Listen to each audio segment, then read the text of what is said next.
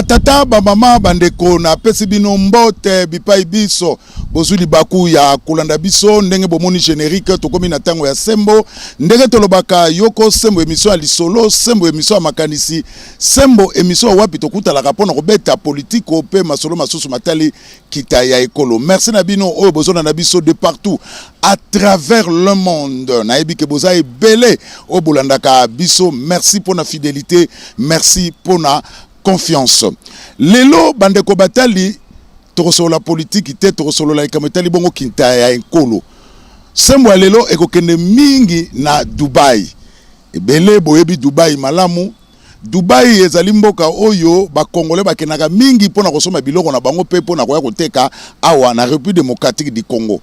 En tout cas fréquence eza makasi na Dubai. Chaque jour il y a des Congolais qui voyagent pour Dubai pour na okene kosala commerce na bango. Basomi biloko ba ekoteka ndenge na ote kolobela bino. Kasi soko komi na Dubai bandeko batali ezali na compatriote moko mwana mboka comme on a le fils Peto Diankenda. Azabongo patron ya ba entreprise ebele basé na kati ya Dubai. Soko kiti na Dubai otangi kaka kombo ya le fils Peto Diankenda bakokende kolakisa yo mbala moko. Lelo tokoninga toye bananu à travers sembo ya lelo. Le fils Peto Diankenda azali nani? Aza bien sûr patron ya ba entreprise ebele na kati ya Dubai. Entreprise yango ezali nini batu kombe basalaka na entreprise na ye est-ce que ba congolais to batu musu basala na entreprise ne ba utaka na babikolo misusu lelo boko découvrir le fils Peto Diankenda na kati ya émission ya lelo. Trêve de bavardage tozonga na masini epai wapi bolanda bino moko un entrepreneur congolais patron de plusieurs sociétés basées na Dubaï le fils Peto Diankenda. Tolandaye. Bon, je m'appelle Peto Diankenda le fils, né à Kinshasa le 12 août 1977. Bon, c'est pas facile. Comment à niveau Nzamba Pamboli, to comment à niveau yo, tout est musika. Cela veut dire que si on a rebeté la bino parcours nanga, to botame na famille à 5 personnes. Famille à 5 personnes. Je suis quatrième de la famille. C'était pas facile. La vie venait à la pauvreté, tout vivre en Ango. Où il y a que maman a zokol sabino na mbongo aote kamanyoko. Ningo mo nanga mona biko tanda manyoko très bien. Na mapa toteka vimo bna pas au kinde classe na ba ninga bazala ba sac na yoza na chasser ya sicrière wana pona bomba ba kaena très bien. Mais si toi les alliés d'ambatam partout dans nos temps là, et toi les bandos là qui s'accueillent, à venir et partout batu bandos c'est langai, tu n'zamba au pambola biso to si classe na biso, na bandi ko sala musala moko to zaki na ngona niveau à Kinshasa, tina rolongo à Kinshasa na yena Matadi, et na Matadi na zaki de passage faina ki na Angola, à partir d'Angola na ki Europe, comme ba frère na ngabala kuna. Tant on a comme dans Matadi, il y avait beaucoup de difficultés. Bakangi ba frontière, moi na bimé zala quitté, na tika na Matadi. Pendant ce temps-là, na zala qui kosambe na l'église à la maison du Saint-Esprit, je dormais dehors. Et l'église na ba ban so mutao le kanazo mona yo. Mais comme na zala qui mutu na tambola toujours na foi, je croyais toujours que nzamba va visiter un jour. Il y avait un jour na lali na ban église et dans une vision que on soutenait l'autorité Mokwamboka. Et à la Mouki, j'ai parlé ça avec mon pasteur, il dit tout ça là, que les amants manzamba la question. Dit bon, on a aussi la groupe Moko na commis groupe d'appui aux actions de Lona Fukaunzola, l'ancien gouverneur à Congo central. Tant on a ça on a bien si ba camarade ba ya to samba mais yo quand même au balinga au ba ki Congo ti au ba on a langue no pesika. Au ba on a langue non. Boyaraka. Première réunion, comme dit grand, plus de 160 personnes. Bah, il y a une réunion. Alors, on a reçu l'ango, on a reçu un t-shirt. Malheureusement, le gouverneur a informé à Yoka Bengisinga. À Benga, non. Il y a qu'un anda, première fois, on a coupé un anda, on est au lit, tout le monde a un numéro. Après, on a son téléphone. Après, ça a décidé, le groupe Nyonso, où ils allaient dans ma table de soutenir, il a filé Panayo.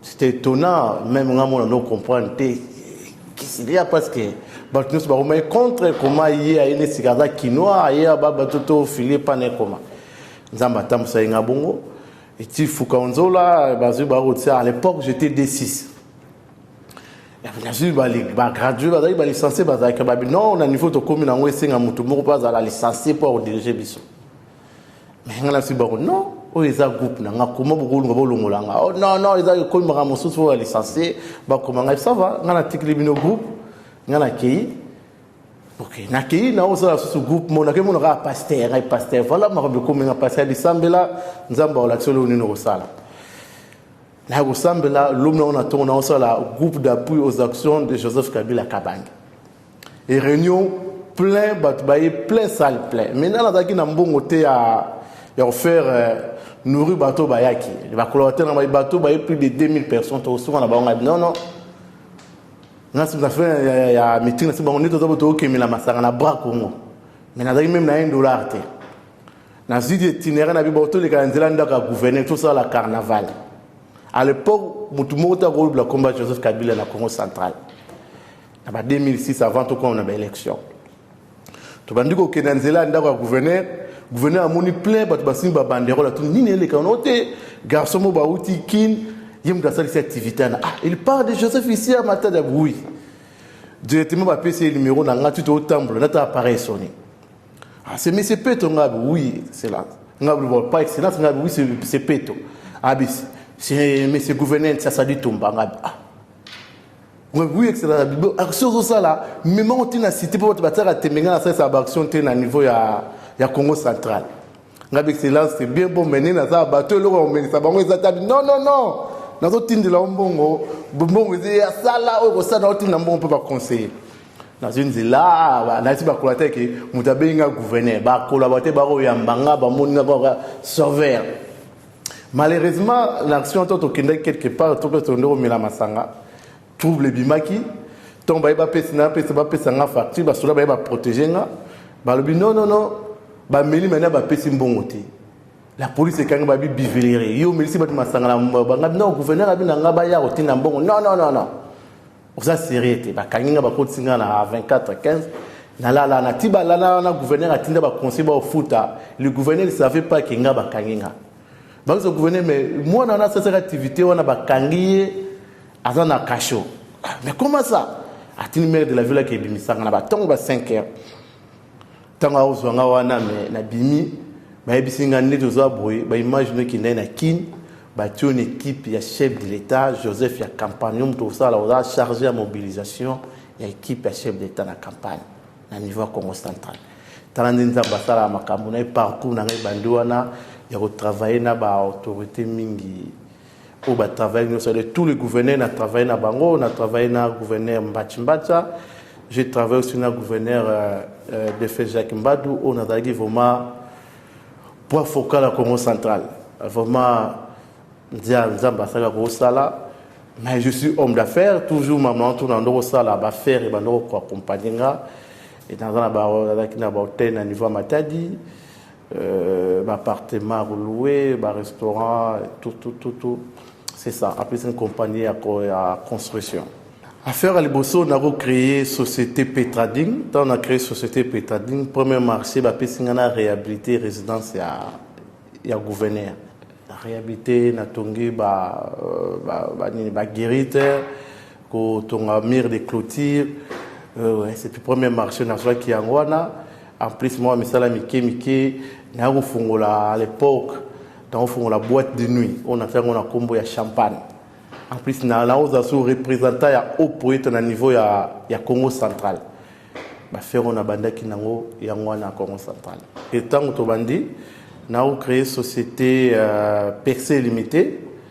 Percé Limité, on a un hôtel, l'hôtel la TK Ngopé, la TK Hôtel Wana, on a un appartement, en plus ma business c'est premier cas roche na Congo, où ils ont bon dans la tété là, c'était pour moi, les gars on a un niveau, on a des représentants de machine on a un niveau Afrique centrale, on a signé un contrat parti allemand, c'est ça.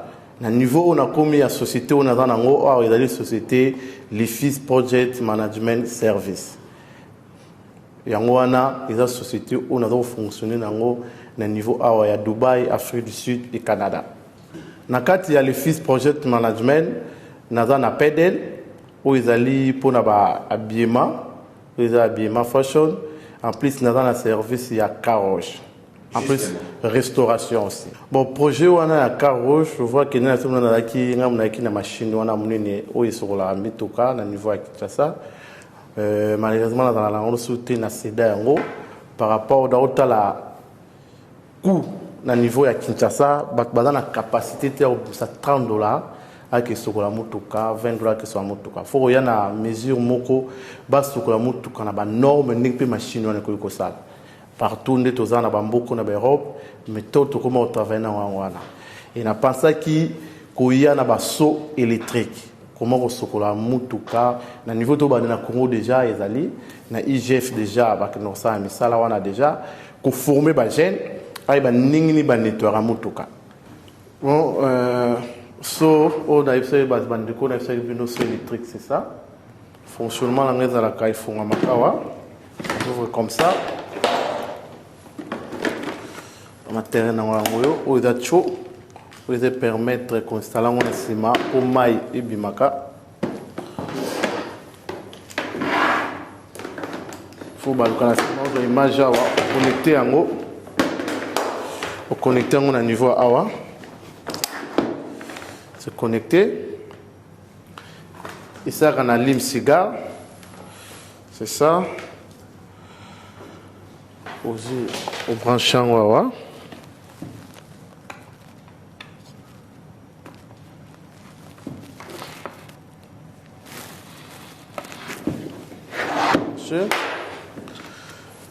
Oui, dans les brosses, on a remis que la pinet, la 4 cobisanini. Oui, dans les deuxième opération, il y a oui, misaka mousse, tango sokola mutuka. On a besoin de misa fulu utiliser comment utiliser matériel. Oui, dans les pour nous produit na 4.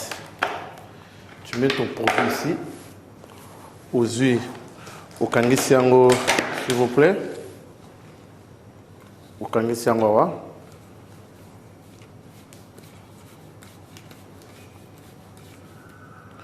produit aux autres, ils permettre, mutu attendre sur Rolango et bandako brûler. Et là, ils appellent au moins la mutu couleur bâtie à sika. Les a service pour les canaux formation parce que bâtie belé mon sur la mutu quand on a dit bankubuka. On va me parole ma foutate. Il y a des produits où ils permettent de mutu nous garder en bon état. Le jour où c'est placé au teka mutu quand on mutu aux mutu quand on a couleur za malam. Je comprends pas moi de ce mutu cher à $100,000 et $80,000 alors que tika ba sur Rolango na ba condition moko na ba katine moko ma belé dans la katine ma belé na couleur yo kana raté. Alors, on a système là que ça gêne comment regarder mon touka intact. Yopé client za fait na mon touka no basalo musala madame. En plus ils ont la bloc mususu hier na sima ceux qui client a besoin d'un aspirateur portable tout ça en moins chargeable. En plus qu'on y gâté na linuka tout ça la brosse électrique. Au muzo ça peut permettre musala qui est rapide ba bloc en tous aller. Maintenant awa aux yeux timai na yo so et permettre aux sur le même deux véhicules na rata so oyo. Alors vous devez gérer nion sur les allées machine oyo. Ils devez gérer quantité à maille pour bien ça maille belité. Tu vois ici nous à Dubaï pas permettre que aux sur la moto qu'on a baba les ko ça maille belé bébé ça macadam. Alors pour utiliser maille moko isa nion c'est ça programmé. Nous sur la mutuka na mutuka mi balé kaka na mayo ezali a mutuka na bimi intact ya ngo musale sa marami na Dubaï et on to singa na ba jeune bo singa ka na ba pointé au vieux ningini no grand prêtre yo moko comme grand prêtre yo moko na cop no cop eleke mutala na cop akaro asomba IST na cop yo ozo vexement no ko le mutala na IST par jour tu os fort rosa $50 $40. Alors, tu sais, la jeune, boya, beaucoup enregistré. En plus, l'organisme ou bien la fondation, ils ont qui va soutenir la jeune, la parti politique, surtout la parti politique. Bon, tu les as ratés, la jeune, ils ont eu la bino. Bon, tu sais, comment est-il, bon, contribuer, dans la partie. Sur le PCI, on dit que yo, Moussa, na yo, $5 ou bien $3 par jour, il y aura contribuer à partie. Et ils allaient bien pour partir nous qui les bossons. Là-bas, j'ai beaucoup la mise. Et on a un projet pour nous soutenir, pour appuyer projet à chef de l'État parce qu'aujourd'hui, dans beaucoup de jeunes, ils ont abandonné, délaissé. Surtout, tout le monde a kuluna, tout le monde a qui banditisme partout parce que les jeunes, ils ont au salaire. Maintenant, comment les jeunes ont comme utile dans la société? Il faut former bango, couper ce matériel, ou comme indépendant. Comme ça, la bango calmement, comme coller sa famille. En plus, ils sont même que les caméras bateau dans la bureau, ta cravate. Il peut faire même $500 par mois. Dans il y a gens pour former bango. Comment dire, les machines ils ont la capacité et pendant 2 ans durable. Soit bon très bien. Si y a un problème, ils sont à niveau de la société, tu vois comment réparer en haut. Même à Dubaï, il y a tout ça partout, même en Afrique du Sud, il y a tout ça là. Parce que à niveau A, tout ça là, ils ont un car wash mobile. Cela veut dire au bengi ba au saïlo nandako. Faut que se déplacer tout bimi au coup tamulongo mutwaye à celle au service au foutier à zongi. C'est ça pour moi c'est trop facile pour na bato. À niveau à Dubaï, chaque immeuble est dans la car wash na on a 4.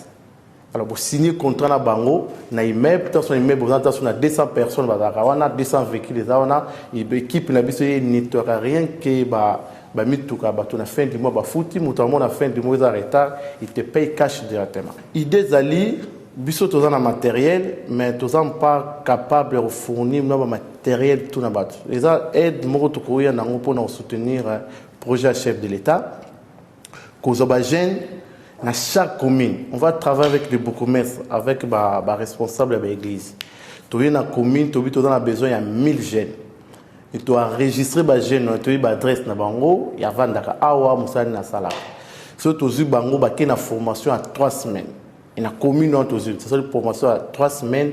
À Yibi, tu as dit comment nettoyer, comment le marketing, contacter les clients parce que vous avez un matériel, vous pouvez aussi la monter. Alors, pour le matériel, vous avez la technique. Alors, ce que vous avez bien, machine, coûter, formation, matériel, sur l'équipement, produit, il a la valeur à $150. Mais comment vous avez ça $150 par jour? Tant que vous avez rien que $3. Tant que vous avez 50 jours, aussi, ici, montagne, il y a $150.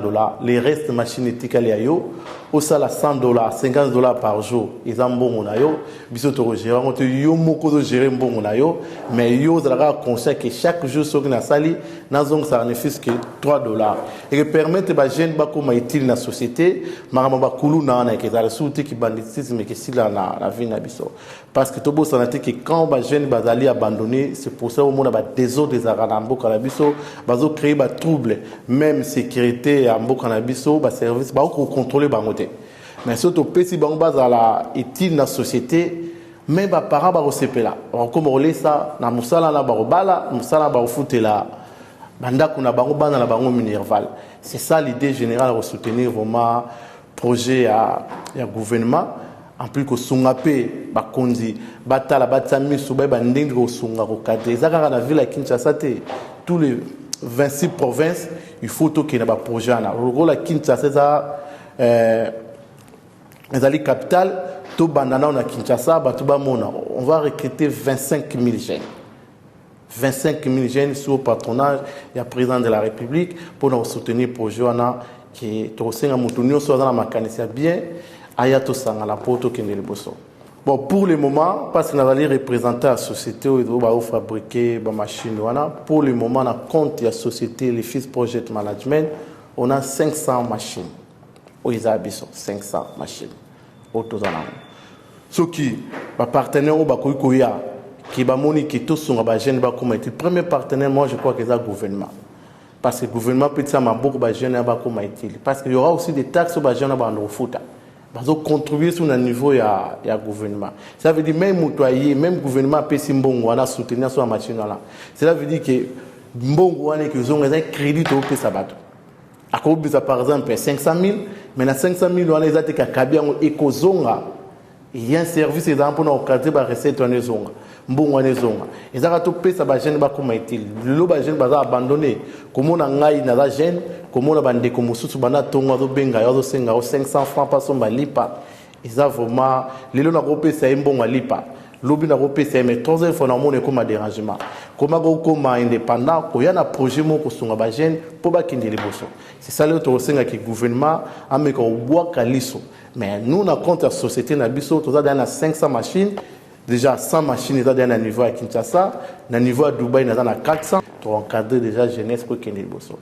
Nous au Singapour, il y a beaucoup de fondations tout le monde à un niveau à Kinyo Ezali où ils soutiennent les jeunes, bah il y en a biso to sangane longo to ba ningi ko protéger ba jeunes ba ko maîtriser la société. Bon na niveau ya expo ezaki na Dubaï awa, na niveau expo to présenter qui ba biloko na biso ba ko ba autorité mingi ba sepela kinango, ba sepela kina idée ba bipo sunga ba jeunes to salango. Dans le niveau de sport, on a présenté qui déjà une forme. Je vois dans le niveau de on fournisseur déjà l'eau, la fourniture scolaire, une forme, un pays du sud même. Bon, la monique, on a des problèmes. Ils ont la classe, à ça même les lambas au latate. Alors qu'il y a une classe, moi, tant que les lambas étaient au Toboka. Maintenant, les chefs, ils ont une gratuité. La gratuité, on a quelque chose, on a une classe. Pour foutre mais mutuana même lamba rolata uniforme rolata la classe exacté bon biso total et là on est toujours à la utile niveau ya soutenir projet à chef d'état à gratuité c'est pour cela qu'on a société dans comme j'ai une grande industrie to bito ça là uniforme ou que permettre ils en a montant moko nous dans la capacité à somba mais quand nous c'est à l'état bon on a uniforme on est identique nous c'est dans moko. Alors, nous avons une classe à Ibn Tokina, tout le monde a un uniforme identique. Où ils ont école à l'État. Et tout le monde a soutenir la gratuité. Bisso, l'autre gouvernement a fait sa bisso. Emplacement, il y a un biloko. Mais l'autre Kutana, comment distribuer biloko dans toutes les provinces pour tenir sur Azango. Tout ça prêt à fournir en tout ça na biloko ya mbula. Papa tu voilà tarambula modiba au qui des classes à coûter une amboula dans zela bilamon c'est poli il peut se couvrir à lati perméable na mbula moyo côté za pena bien et marque PD les allez rêve moko za monene et je crois même dans 2 ans 3 ans on va parler de PDL et je crois et Bible bah si tu crois tu verras les œuvres de l'Éternel et moi je crois que le PDL d'abord qualité dans le moment on se parle tant on a présenté qui en haut bah commande aux yeux à niveau des États-Unis à niveau du Canada à niveau de France c'est ça des même autorité en boka bon on a même autorité en boka mais premier citoyen déjà à ceux qui déjà cadeau à niveau ya sport bon on a une chemise bien signe ya nini ya fachi bah tout mingi coûte ça qui on a pour naïe mais bateau balinga kay mingi ils ont commandé ba poto la ta chemise dans la combo ya fachi pedel fachi ça veut dire que toujours nouveau même le niveau A à Dubaï même les arabes commandent ça ça griffe mon azo croire nango ba autant un congolais ou ya salé le moi malamu sur la tiango même ndeng na lati boy même costume là tout c'est pedel je suis en pedel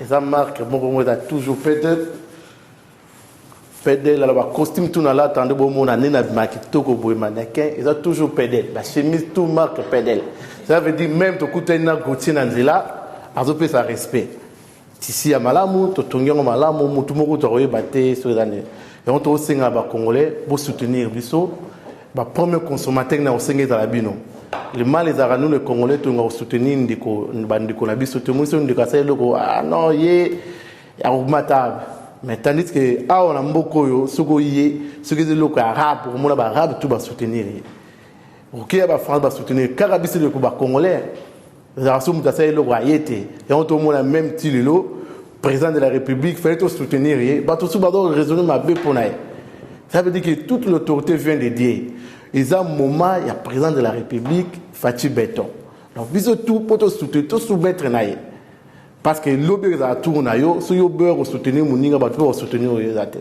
na osenga batu bo soutenir pedel batu nyo bolata pedel to tambola ngo ba musicien mboka na biso bolata ngo ba autorité mboka na biso bolata ngo tous les ministres bo monde na ça qui est ministre il y a premier il y a président de la République premier ministre ministre Guy Luando, ministre Jean Lucien, ministre Modero, tout le monde a sali bango, barola, tango, fierté, c'est plat qui nango. Je crois qu'on est dans les bons. Bon, pour la première restaurant, on est dans vraiment, le local vraiment dans nango. Ce vivre il y a restauration, c'est ma vie. C'est ma vie. D'abord, on a abandonné le restaurant, on a histoire, on a pris un niveau à Congo, dans nango.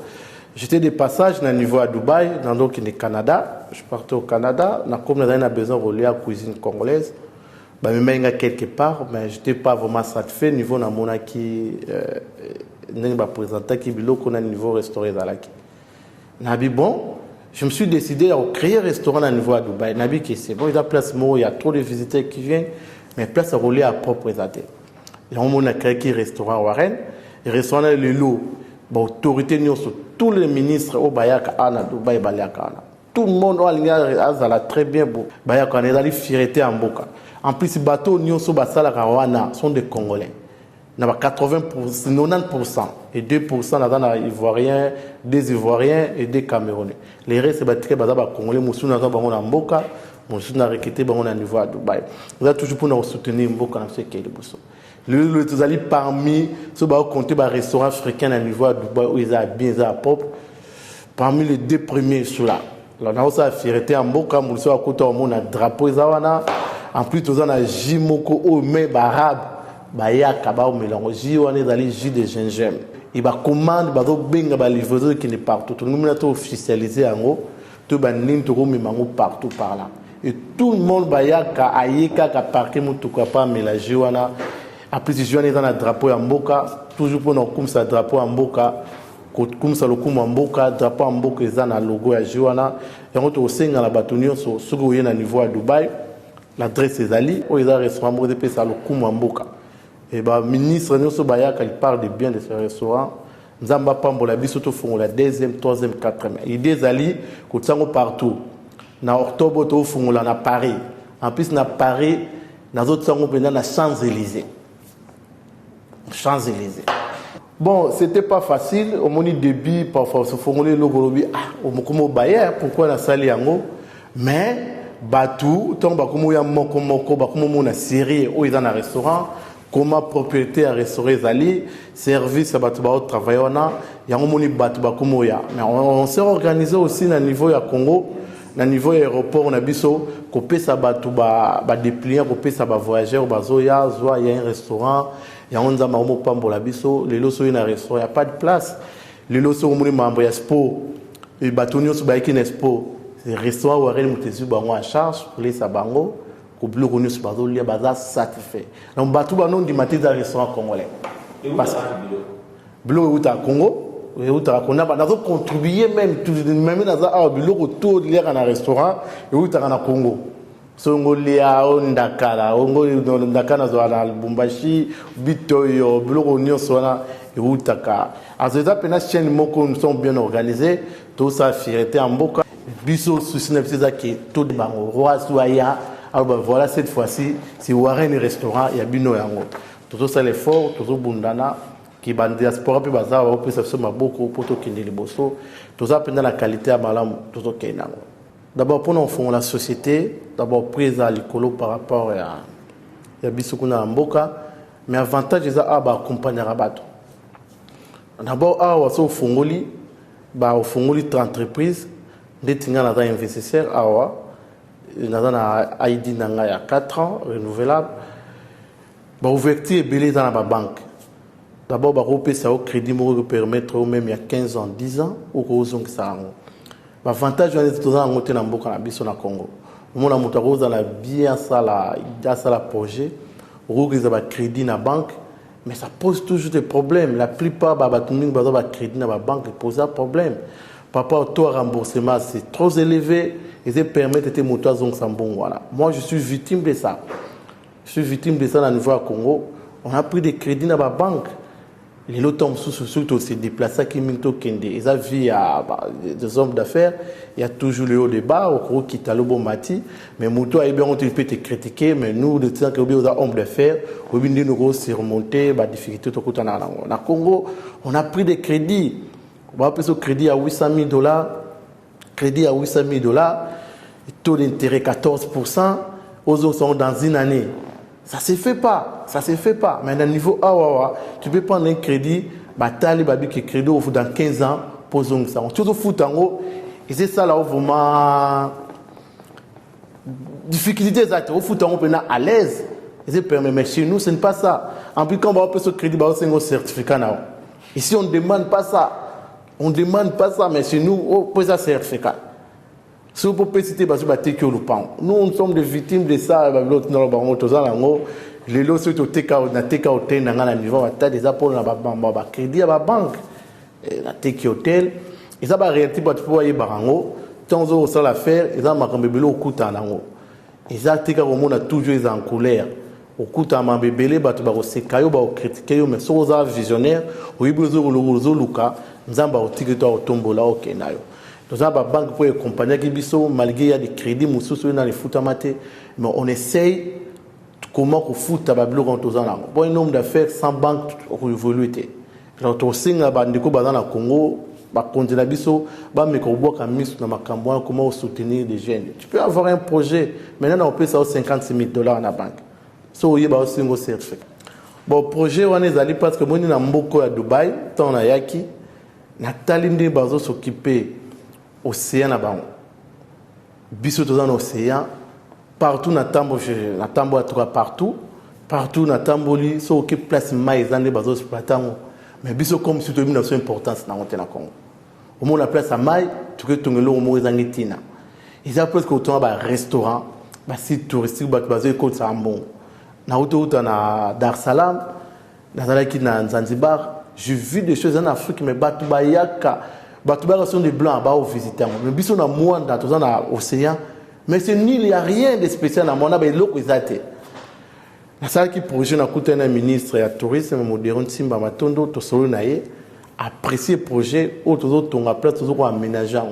Alors sur aux awana, ils ont à Dubaï. Chez un restaurant, tout ça wana, ils ont une piscine à 100-600. En plus ils ont un yacht. Na ba jeske bando sa place wana eza pour no mema implice na mboka na biso pour mpa ko ya ina konga batelo na osala ya to bi ke deux idée wana parti à matadi rozo yo to keti mwanda au tourner en tout cas projet za wana to so malamu na ministre et dans 3 mois to so banda projet wana et dans une année projet wana c'est là là na osenga na gouvernement moi faciliter mon ki ba kopesa biso pe to osebisa bango et la fierté surtout mingi za la mboka. Quand on a un service, il y a yacht, il y a location. Mon tusogo yo dans besoin ça la yacht, yo tout ça li tourna yo en plus tout ça la paix biffé na 4. Beaucoup d'autorités bayaka wa paix, soit dans la besoin ça la yacht à contacter biso, à dans la besoin service aux à 20, pour la son a biffé na 4.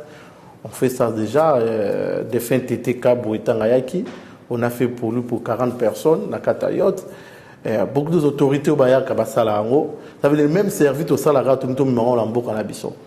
Parce que malgré tout, voulu à même Boka Nabiso au Congo. Toujours tout ça, les Cambo, tout ça, tout penser toujours en Boka Nabiso. Alors, on continue à faciliter la tâche. Et là, on a aussi un président de la République, au Lobaro, au Salara, jeune millionnaire, jeune homme tout de réfléchir. Alors, jusqu'à présent, gouvernement est aidé pena batouana aux a besoin comme un millionnaire bazate. Ma difficulté est belé et ça projet mourir 2 ans il faut vous-même aux responsabilité na parce que va faire belé sur la politique à côté na kati va faire kofi. A commencer la commission projet mona o eza projet mourir dans bon mingité tant politique à côté na projet oyo eza 1 million tant 3 millions. Alors ce que boy a boy peut projet na. Alors là on a CP na ministre il a demandé même rien du tout a besoin de projet pour Namboka boy pour ça mais d'autres ministres avant pour soutenir projet mo boy au tilanga 20%.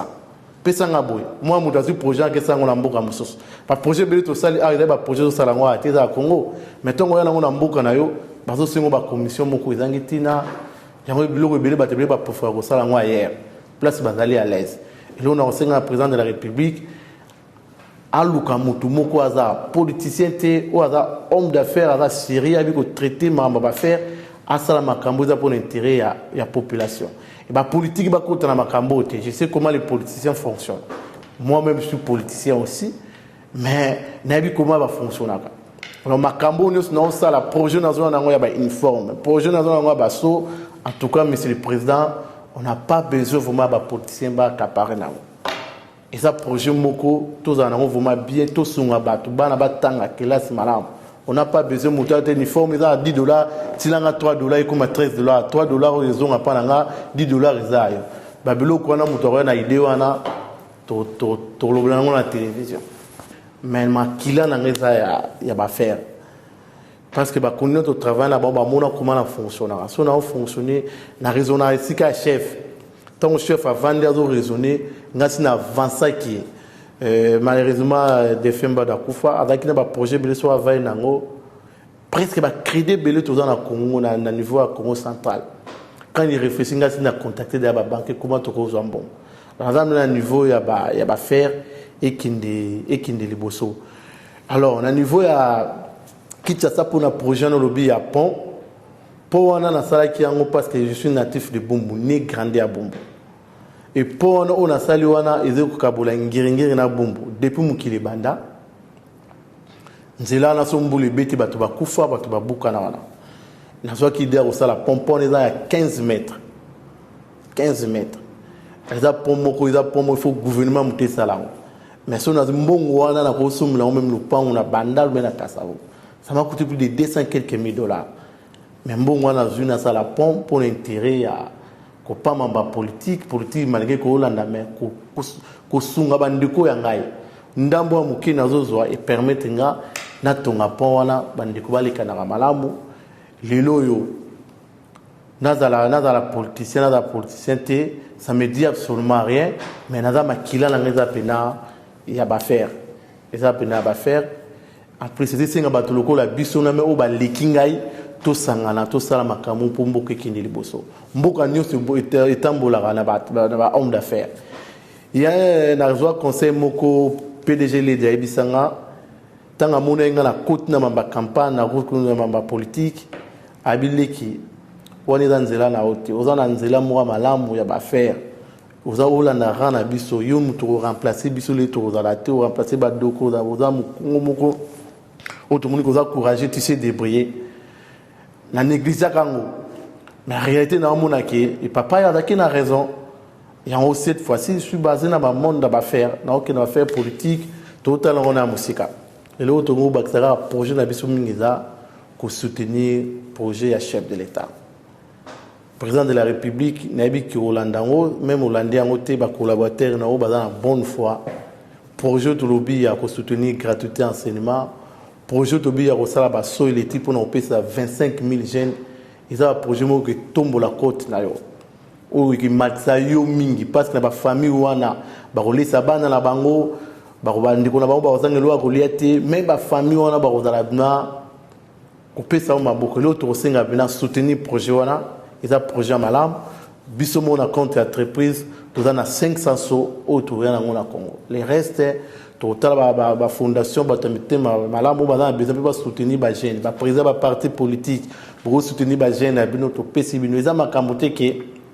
ezati 50% to ina matériel to pesi bino les restes totali comment ba permet que salama mais pour 500 machines to zo nango to sélectionner déjà ba jeune ou ba rozala capable ba salango to pesa bango yango Nabandi bino moko bouti kolanda l'entrepreneur congolais Mwanamboka le fils Peto Diankenda alimboli bino azali nani alimboli bino ba entreprise na ye ezani ni bomoni yango et puis quelles sont les difficultés oyo a rencontré kana musala na ye azali ko sala kuna na mboka ya Dubaï yango toko senga il faut encourager ba entrepreneur ya boye le gouvernement doit soutenir Mwanamboka lokola le fils Peto Diankenda nabandi Baza Rolanda Biso na restaurant na epo to suiba information na Dubaï que na kati restaurant ya le fils Peto Diankenda bacha écran mobimba balandaka le meilleur championnat du monde la Ligue à Canal Presse l'émission la plus suivie de la République démocratique du Congo to soutenir yé peuple congolais gouvernement soutenir yé parce que azosa na musala na mboka Dubaï oyo ezako monana na amiso ya bato. J'espère que le fils Peto Diankenda yemoko azako landa biso prochainement à kotinda invitation pourquoi pas équipe ya Canal Presse to équipe ya Sembo ekita na kati ya Dubai emona ndenge balobaka buka mona buka kwikila misala oyo azali ko sala kuna na Dubai po bayebisi biso na information tozui que ndeko Zulu Canal Presse awa na Dubai est vraiment très suivi. J'espère le fils Peto Diankenda Tozo c'est l'invitation, pourquoi pas tomema toute une équipe ekita na Dubai ngai moko na mona buka kwekila. Alors tous les Congolais oyo balandi émission oyo bokoki pe ko emboîter les pas na le fils Peto Diankenda pour musala zo sala binomoko bouti kolanda yango.